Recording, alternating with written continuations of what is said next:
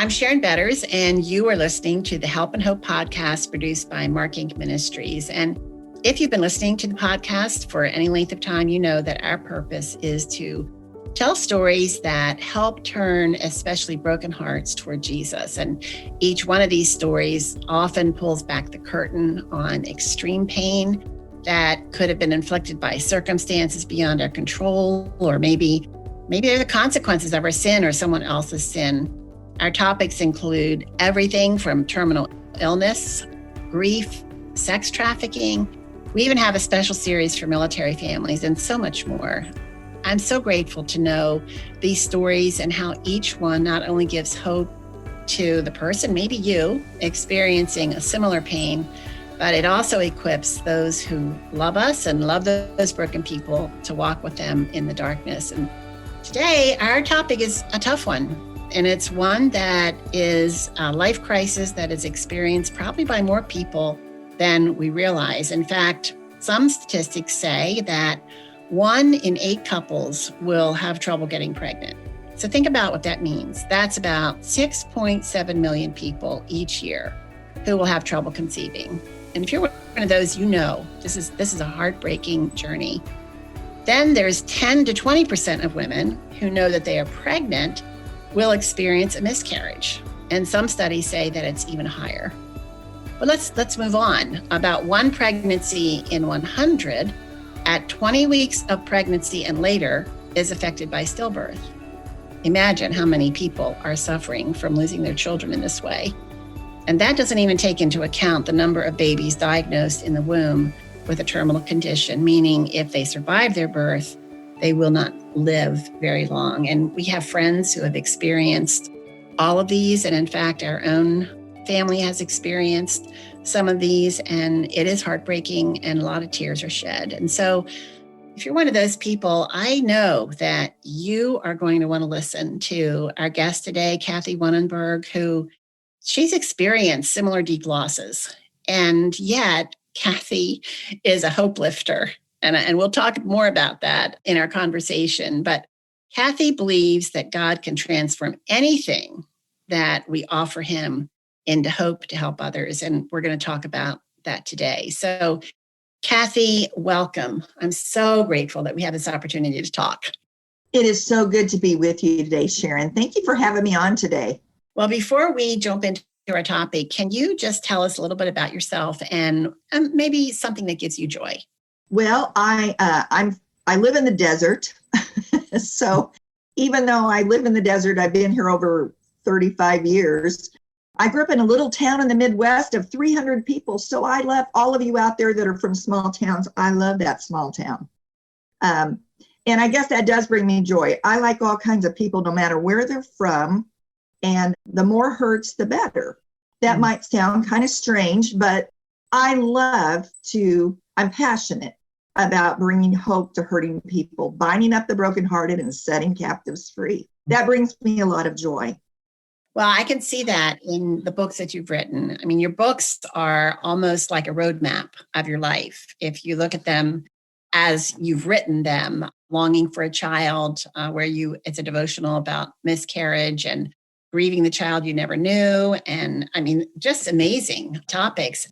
Tell us why you were willing to write these books.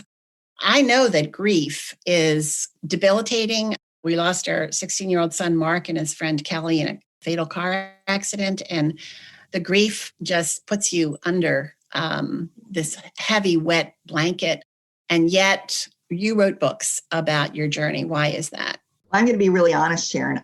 I don't know if you know this, but I really didn't want to. I'm kind of like Jonah in the Bible, who was told to go do something and then he went the other way. And I did go through the loss of children through miscarriage and carrying a baby with a fatal birth defect, but I really didn't picture myself as writing books about grief. I mean, I always wanted to write, but who'd want to be a grief author? So I really did it out of obedience because a friend gave my name to a publisher who contacted me and said, hey, we would like you to consider doing this. I waited for about 3 months to even respond. And when I finally did, it was surely kind of a Jonah moment of God saying, Kathe, I want you to think about women or couples out there that have gone through what you've gone through, and what is it that they need, and you have something that could help them. So I actually put stick figures up on the wall, and I started envisioning those of you that are even listening, some of the needs that you'd have. I put, what did they need? What were they feeling? What was I feeling with what I'd gone through? And I just said, God, here I am. I will do it.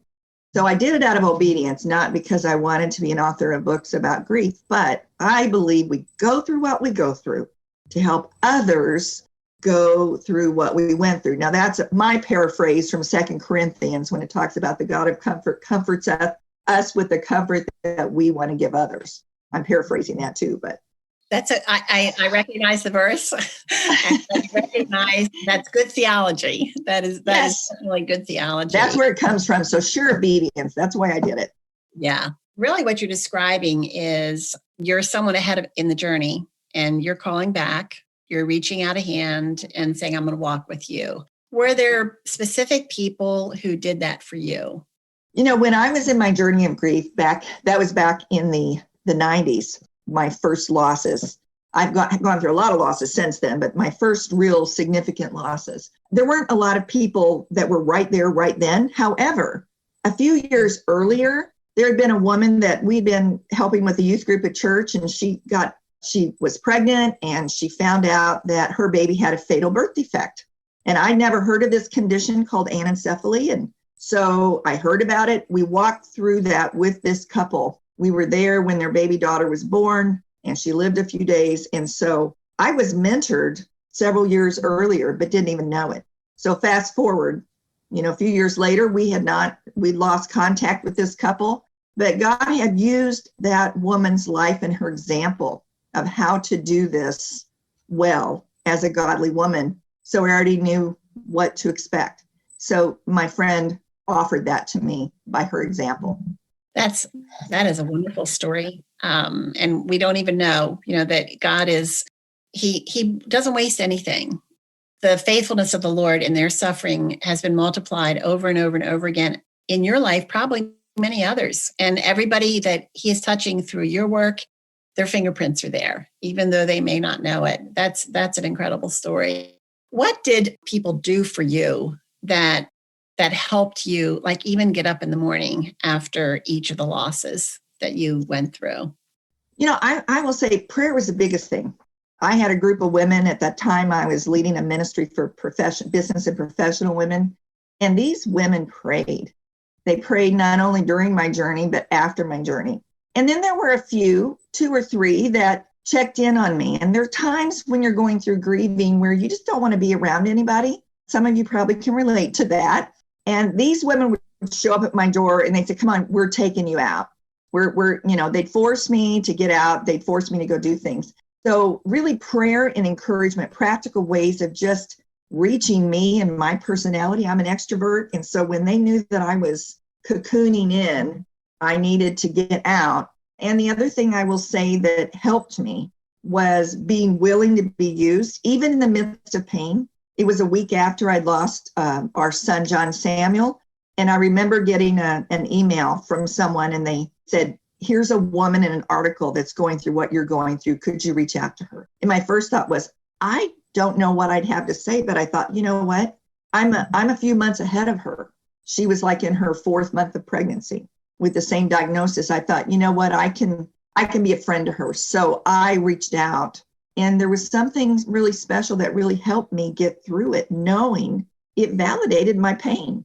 That's a very good way of putting it. I mean, I remember shortly after the death of our son, Mark, and I was invited to speak. And, it was a couple months later. And I thought, I do not want to do this. And I said, you're asking the wrong person. All I'm going to do is stand up there and cry. And I remember her saying, no, I think you're the right person then, because we want someone who is going to be vulnerable, where we can see the Lord at work in that person's life, who's not pretending. And so I see God taking, he says, beauty from ashes. And sometimes it's in a way that we don't ever expect it to be. And no doubt this particular woman probably passed on to somebody else what you offered to her in your own life. So I think, for those of you who are listening, if you're thinking, I couldn't have done that, sometimes God calls us to places where you're right, you can't do it, but he wants you to take that step, and you find out that he does equip you and he encourages you. Talk to the friend who is wanting to help her friend who has suffered several miscarriages. And like you said, you had friends who knew that you were an extrovert, you needed to get out when you started isolating yourself. How can we know what is right for that person? Is it possible? I mean, because we could misstep. I know there were plenty of people that misstepped in our lives. And I know I've, not on purpose, but I'm sure I've hurt people by stepping where I shouldn't have stepped. Is that possible? I don't think there's a formula or a right way. However, we do know the person who knows that person, and that's God. And always, before I reach out to anyone, or even before a podcast, before anything, I always ask the creative God, you know that person better than I do. Would you reveal to me how I can bring hope to her in a very specific way? And then I wait on him to prompt me with ideas. And sometimes it's been a simple text. Sometimes it's like, you need to give her a phone call. Sometimes I've shown up and just dropped something at somebody's doorstep. Or around occasions, Mother's Day's coming, and I will always say, God, would you show me people's lives who need to be touched? And especially those that have had a miscarriage, because they have empty arms and an empty womb, and we sometimes don't feel we fit. And I always try to send a card to those I know who lost an unborn child, and to let them know that they are valued and they are remembered on Mother's Day. I really appreciate what you're describing is encouragement that flows from your relationship to Jesus. That yes, it's the prayer, talking to him. I'm sure the word directing your steps and listening and being very intentional. Exactly. Well, and Sharon, introverts and extroverts grieve different. Loss is so different for each of us. And some people for years, when you had a miscarriage, they didn't talk about it. I didn't know my mother had a miscarriage. And my grandparents and my great-grandparents, I didn't know about all their losses until I went through it. So I think it's important to again, know that God knows that person, their personality, what's important to them. If they like purple, give them something purple. If they have named their baby, make an ornament with the baby's name on it. I mean, it's like if there was one year God prompted me to have Bibles delivered to the graveside, I knew that she would be there of her unborn baby. And they were able to, I guess, in that state, bury their baby, even though it was just a few weeks old. They were able to do that. I know that varies every place. And I was able to get Bibles and then have a label in the front that was for their church, so she could take all of those Bibles to their church, and they were able to have those in honor of that child. This really goes with the scripture you mentioned earlier, comfort those in the way that you have been comforted. And whenever God calls us, and, so he's not saying if you feel like being a comforter, be a comforter. He's saying do it. Anything he tells us to do, he has equipped us for it. And it's kind of like a treasure hunt for us to unearth the ways that he wants us to go forward. And I just love that. That's so special. It's a perfect segue into one of your books. You have devotionals for those hard days, like Mother's Day or the anniversary. Why do you think it's important for us to acknowledge those days? And I mean, just speaking as a mother who has lost a son, the anticipation of those days is just horrific. It's almost worse than the day itself. And so having someone acknowledge the pain, it is such an incredible relief. So tell us about that book and what are some of the events where you offer devotionals?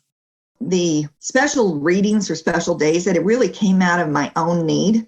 Like I'm sure you anticipated certain events like Mother's Day or baby showers, or, I have one of my books that it's even when you have a medical procedure, whatever it is that is coming up that you have to go through. And I thought, what is it that would help me? Well, and the Word of God is the thing that's going to help me in those days. So I found scriptures that would be appropriate. And not only that, but scriptures that you could pray or ask people to pray for you on those days.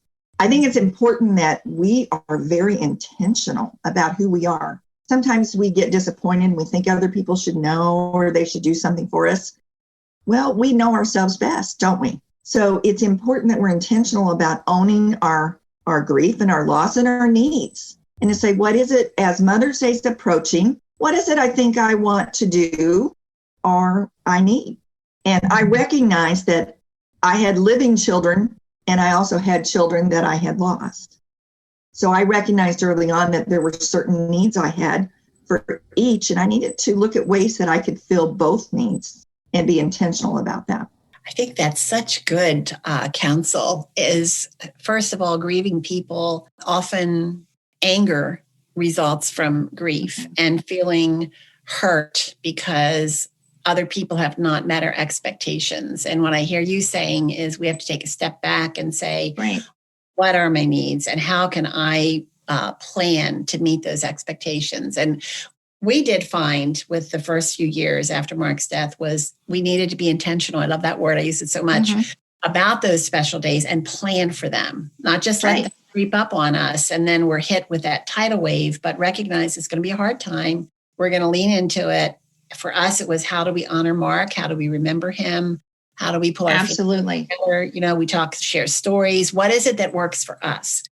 That is terrific counsel, I think. And also, I want to, those of you who are experiencing these kinds of losses, I recommend, go to Amazon and look up Kathe Wunnenberg and check out her books because they're packed full of this kind of sensitivity. And I wish I had had something like that when we lost our son, Mark. Like you said, back then, people didn't talk about miscarriages. No. And back then, people were stoics when it came to grief. And so there wasn't as much available for us as there is today. Are there books or authors or speakers that you found were helpful for you as you walked that? And let me back up a little bit. You can put these two answers together is, how did you respond to your losses through the grid of your faith? And who were some of the people that you turned to, maybe people you never met, authors, speakers that helped you, and why were they helpful? When I faced going through this deep chasm, I found out on Good Friday. So that actually took me to the Garden of Gethsemane. It took me to Jesus. And what a great way to have my Easter transformed forever, to hear his words as he was crying out, "Can you take this cup from me?" And then to hear his words, "Yet not as my will, but thine be done." And that is the person that really shaped my early stages of how I was going to do grief. I felt if he could release everything, and I knew that God had lost his only son, that's where I needed to go. At that time, I just asked God to use me. I didn't know. There were not grief groups out there. There were not online. We didn't have online then. So I just had to rely on truly the Word of God and different people in Scripture. I mean, Sarah brought me comfort. Hannah brought me comfort. Mary brought me comfort. Lots of people brought me comfort in the Word. My friend that I spoke about, Dottie, she brought me comfort from her example. And a couple of books that really rocked me. One was Ruth Meyer's 31 Days of Praise. What I loved about that book is it had a journal in it, and every devotion focused on who God was. And so I felt that in my journey of grief, I needed to get it out. I needed to cry out to God and yet focus on him. So that gave me permission to do that. And because of her book's journal and that process was so profound for me that I said, if I ever write a book or when I write one, that is a must-have. So I had to fight for the journal pages in my devotional books because most publishers don't want to, pay you to have blank pages. But that shaped me. Another book that really shaped me is A Grace Disguised by Gerald's sister. That book was so profound. And there was one example, which we'll probably talk about later, but there was an example about a tree stump that really resonated with me because I love trees. And even though I'm in Arizona, I love trees. And he helped me. He had gone through the loss of his wife, his mother, and his daughter all in the same time. And I thought I could learn from this man, even though it was different loss. We all have different losses, but I learned some very profound things from him. And that tree stump example was one. It's so interesting, your books you're mentioning, because each of those books impacted me I was one of those people that was desperate to talk to people ahead of me in the journey, read books. I would read anything that anybody sent me. I would try to find something that would help me. And so, of course, in my library, I have several rows of books. It's that God sending his people to come alongside of us. And again, going back to what you said, we go what we go through. I can't say it all right. We go through what we go through to help others go through what we went through. We do. There you go. Yes. All through the Bible and even in our life. Yes. And so these people that you mentioned, thank the Lord that they listened to him say, write this story. What an incredible blessing it is to us. Of course, there's always a downside to helping someone where we say the wrong things or, we're thoughtless. How would you advise us to, and I think you're going to go back to the same response as you need to pray, but how do you respond to comments that are kind of thoughtless, or maybe the person doesn't even know? It could be as innocent as saying, how many children do you have? Or comparing their loss of something you would consider minor to your loss, which is enormous. How do you react? How do you respond? I learned early on, I used to make a list of all their comments. And because it was like, there were some horrible things that were said, instead of responding or reacting, which I did in the early days, sometimes I'd leave the room, sometimes I'd burst into tears, sometimes I would just be silent. I learned to pause. And the scripture that really helped me a lot was, Father, forgive them because they don't know what they're doing. I think Jesus said that. Yeah. And Father, forgive them because they really don't understand. They mean well. I mean, when you look at that person, they're trying to help you do better. So what I did is I got proactive and I created bookmarks that 10 ways to encourage someone who's lost a baby or that's longing for a child or that's had a miscarriage out of the very hurts that had been inflicted on me. I thought, well, let's turn it into something good so it doesn't happen to someone else. And again, that's why it's important to be proactive. Yeah. But the other thing I've learned recently is on my phone, I have a screensaver of Jesus. And I have my phone everywhere with me. I mean, today you don't live without your phone. So I can look at Jesus and I actually physically will put my phone between me and that other person sometimes, so that I know that nothing can get from them except through him to me. He's a buffet. He buffets it. And that before I say something to them or respond or react, I need to look at him and let it go through him. So only through him can I respond. That has helped me so much. I can't even tell you, I'm such a visual thinker that has helped me a lot. That is such a great, I'm going to do that. That's so good. Because so often, if we're not intentional, again, the pause, we forget the pause. And so that would certainly be a reminder of the pause. Tell us about Hopelifters, because you have so many incredibly great ideas and counsel about encouragement, and you've been able to pull it all under the umbrella of Hopelifters. So tell us what that is all about. Well, back in 2005, I was having time with God, and that's another thing. I encourage you to spend time with the Lord and let him bind up your broken heart. That's what I was doing. I was going through another loss of a ministry. We go through lots of losses, and at that time, I was just trying to listen to him and journaling. And he birthed in my heart the desire to start a ministry called Hopelifters. Never heard of that name. But when you look at Romans 5:3-4, it says to rejoice in your suffering, because suffering produces perseverance, character, and character hope. So we're all in the hope process, even if we're suffering. I wanted to create an organization that was really more of a lifestyle. We go through what we go through to help others go through what we went through. So I began by taking women away to spend time with God. I invited my friend to spend time with God. So that's what we did. I said, you're going to come spend time with God and hear from him. And then it enlarged into taking a few women away for a weekend for a retreat, again, to spend time with God and Maybe we did some topics and retreats, but it was mainly that. And then God tapped me on the heart. He whispered to my heart and said, Mother's Day is coming. Wouldn't it be nice to take a group of women who lost children away for a day away with God? I thought, that's a great idea. How do I do that? And I felt like he was saying, charter a bus. So the idea came, but it didn't happen for about 4 years. And again, sometimes God will give you an idea to do something and it's not time yet.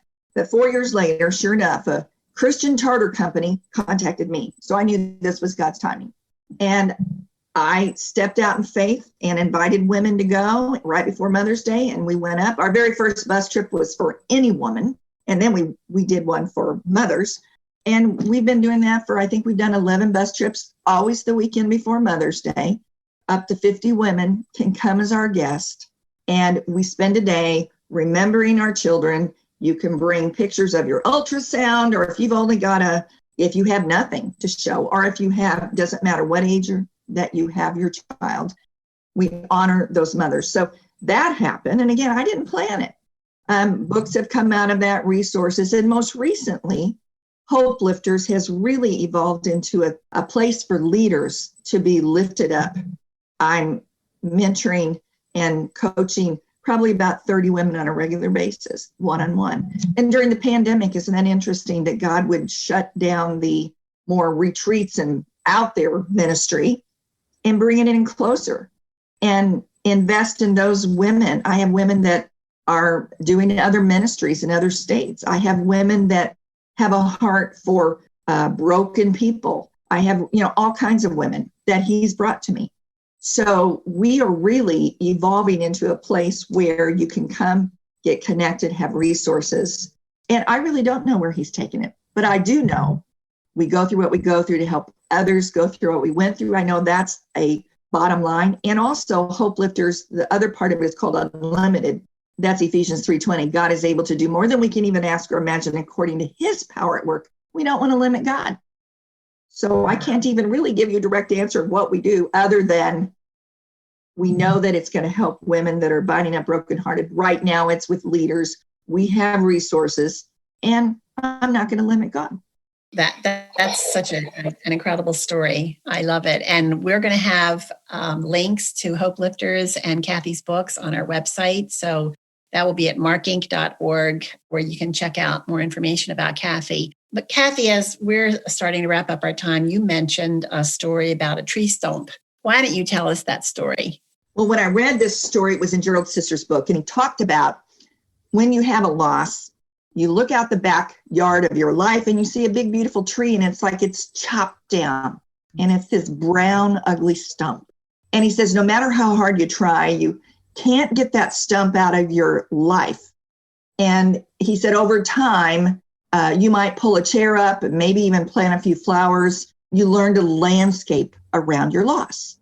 That resonated so much with me because I had pine trees, even though I'm in Arizona, in my backyard. And I love trees. And so Mother's Day was approaching at our home, and we had a tree that was really bothersome to our neighbor. And so my husband said, well, the neighbor wanted it to be cut down, and he didn't want to cut it down. And I said, you know what, we need to. And then I ran out as the tree trimmers were there with their chainsaws. I said, hold on, could you leave a stump? And they looked at me like, this is a crazy woman. But that meant something to me. So in the corner of our yard, there were 3 trees and a stump. And what that represented to me was the child that we had lost. And at that time, we had 3 other living children. And at holidays, we would decorate our stump as a remembrance of our son. It was just a beautiful place where I was in the process of landscaping the loss in my life.